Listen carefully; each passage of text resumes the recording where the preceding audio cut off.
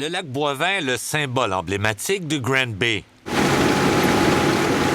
Du début de l'été jusqu'à la fin octobre, 4 jours semaine, l'appareil sillonne le lac Boivin pour y couper et retirer les algues et plantes envahissantes. On a un joystick à l'intérieur qui fait partir nos couteaux ici, qui marche un petit peu comme une faux. Les premiers 2 mois, seulement que 50 cm en dessous de la surface pour permettre quand même l'habitat pour les poissons.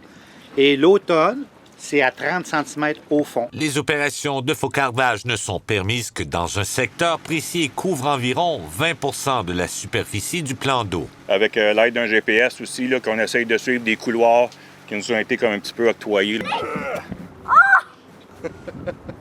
On avait un peu plus de misère un peu à pêcher avec les algues, puis même se promener en kayak et en canot, c'était moins agréable aussi, là.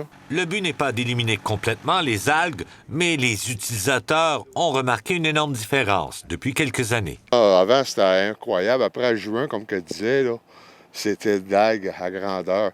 C'est une végétation qui pousse au soleil. Fait que... On allait à l'extérieur de la ville avant.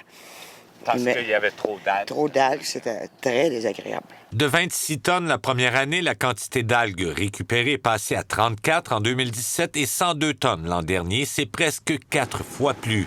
On évite également les odeurs de décomposition de plantes. C'est vraiment apprécié. Avec la machine qu'ils ont, à cette heure, le lac est tout le temps beau, fait que c'est le fun.